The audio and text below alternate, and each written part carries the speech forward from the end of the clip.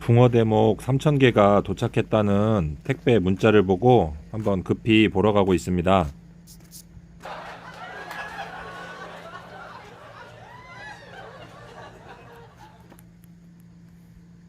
안녕하세요. 톰아저씨입니다.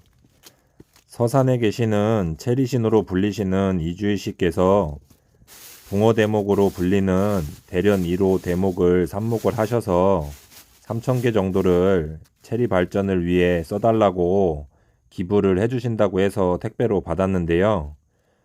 오늘은 이 포트묘를 하면서 체리 대목에 대해서 잠시 얘기를 해볼까 합니다. 사과나 체리나무 과수원을 조성하면서 묘목을 구입하실 때 많이 찾는 게 외성대목인데요. 외성대목이란 원래 나무의 크기보다 그 나무의 크기를 낮게 만들어줘서 작업성을 좋게 해주는 대목을 말하는 거지, 외성 체리나무 주세요라고 하면 어떤 품종처럼 생각하시는데 그런 게 아니고요. 외성 대목으로 분류되는 기세라, 콜트, 크림스크, 지금 보시는 대련 1호 같은 대목을 삽목이나 휘무지 등으로 이렇게 1년 동안 키운 다음에 그 위에 원하시는 체리나 사과 이런 품종들을 접을 붙이게 되면 위에 있는 그 사과나 체리나무가 원래 커야 되는 크기보다 나무가 덜 크면서 열매를 일찍 맺게 되는 그런 원리를 이용해서 외성 대목을 사용한 대목으로 만든 나무들을 이제 외성 묘목으로 하는 거고요. 이런 대목들을 사용하려면 삽목을 해야 되고 또 그거를 1년 키워야 되고 그 위에 접목을 해서 1년을 키워야 되다 보니까 실생으로 번식하는 삼벗이나 청엽에 비해서 시간이 더 오래 걸려서 당연히 묘목값도 비싸게 되고, 반면에 그 수확 연령까지 시간을 좀 당길 수 있어서 상대적으로 과수원을 하시는 분들에게는 오히려 경제성이 있는 그런 대목입니다.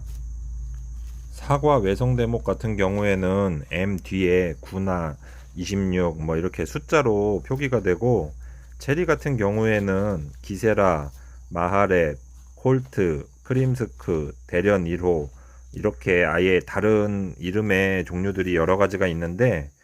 이게 주로 사용하는 나라나 지역에 따라서 특정한 걸 많이 사용을 하고 장단점이 있는데, 국내에서 10년 이상 이렇게 안정적으로 과수원으로 해가지고 검증이 된 거는 뻔나무류나 콜트 그리고 기세라 정도는 좀 정확히 이제 확인이 된 것 같은데, 나머지는 아직도 외국 자료에 의존하는 편이지 국내에서 그 재배 경험이 그렇게 길지가 않아요. 그래서 어떤 대목을 좋다 나쁘다 얘기하기보다는 우리나라에서 그 특성이 제대로 나오는지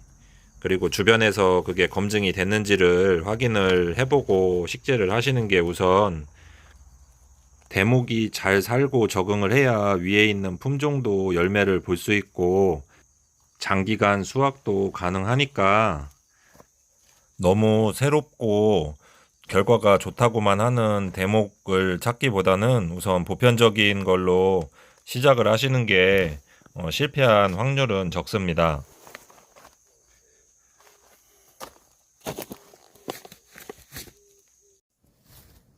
체리 과수원을 개원하려면 우선 여러 가지 고려할 사항이 있는데요.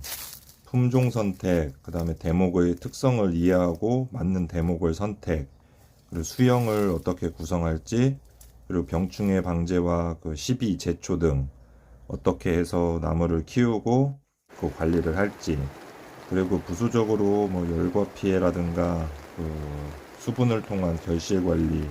판매 등을 어떻게 할지를 고려해서 그 과수원 개원을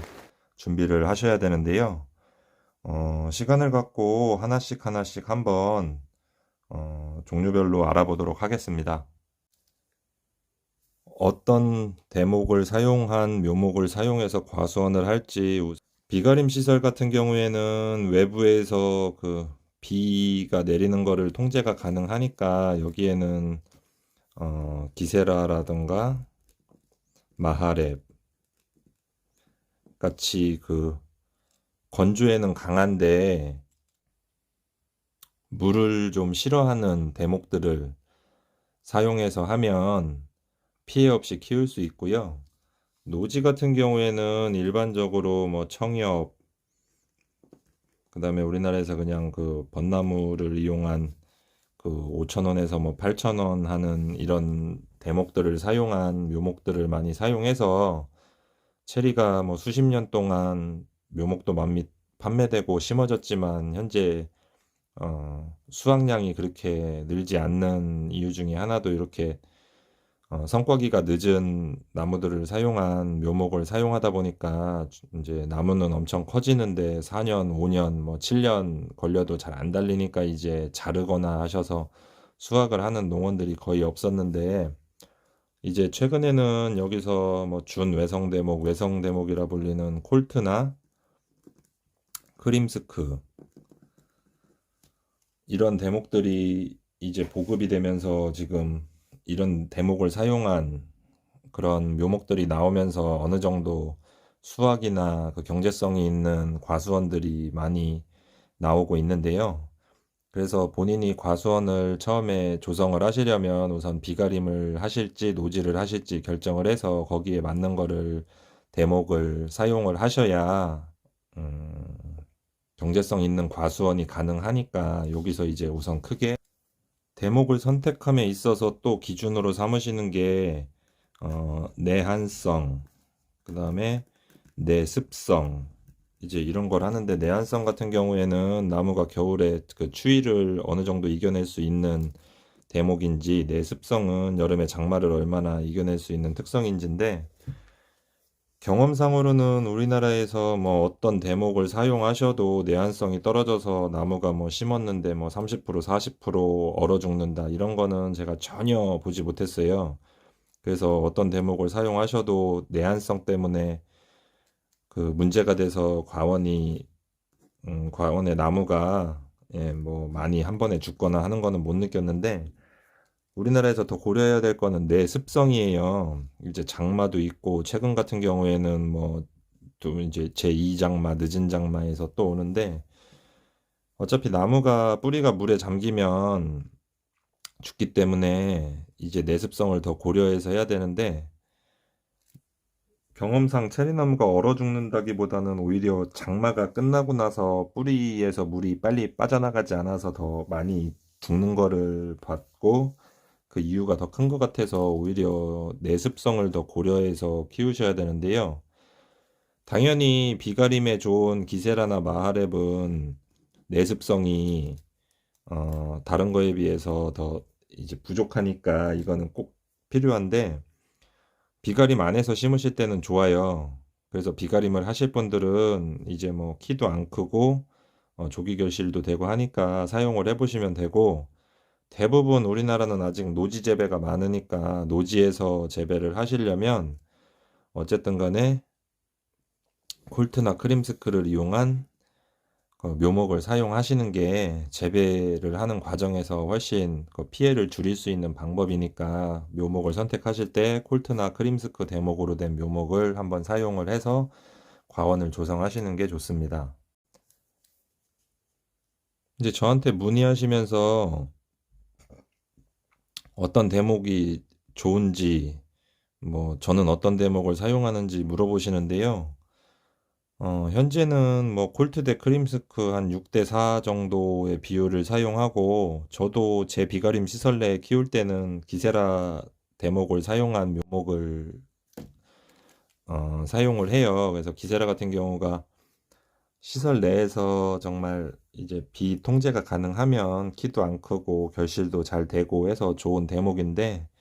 그 장점만 가지고 노지에서 하시면 아까 말씀드린 대로 내습성에 문제가 있어서 어느 순간 갑자기 다 죽는 경우가 많이 발생하니까 어떤 대목이 뭐 어떤 건 좋고 어떤 건 나쁘고 이런 게 아니라 그 특성을 파악하셔서 본인에 맞는 걸 하셔야 돼요. 그래서 아까도 말씀드렸다시피 크림스크가 내한성이 더 좋다라고 알려져 있어서 무조건 크림스크에 접목이 된 묘목을 뭐 우리 지역은 추우니까 심으려고 하시는 분들도 많은데, 세종시가 제가 뭐 여러 가지 그 블로그나 유튜브에서도 말씀드렸다시피 겨울에 영하 25도도 보통 일주일씩 내려가고 하는데, 콜트든 크림스크든 뭐 심하게 얼어 죽는 그런 거는 한 번도 못 봤어요. 그래서 단순히 그런 자료만 가지고 특정한 대목을 꼭 사용해서 하려고 하시기보다는 좀 다양하게 검증된 그런 거를 확인을 해보시고 사용을 하시는 게 좋을 것 같습니다. 시간 관계상 모든 대목의 장단점을 말씀드릴 수는 없지만, 앞서 말씀드렸다시피 대목을 선정하는 기준은 비가림을 할지 노지를 할지가 우선 가장 중요하고요. 대목을 어떤 걸 사용하냐에 따라서 안 되던 지역에서 체리 재배가 되지는 않아요. 그리고 뭐 품질이 월등하게 나온 거나 수확량이 뭐 엄청나게 차이가 날 정도로 특별한 대목은 없으니까, 새로운 대목이나 뭐 어떤 한 가지의 장점만 부각되는 그 대목을 비싼 돈 들여서 투자하시기보다는 무난한 대목으로 우선 수확을 해 나가시면서 기회가 되고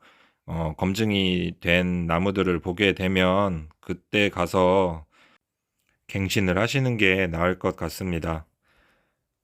대목에 대해서는 여기까지 말씀드리고, 다음 편에서는 품종에 대해서 한번 말씀을 드리겠습니다. 시청해 주셔서 감사합니다.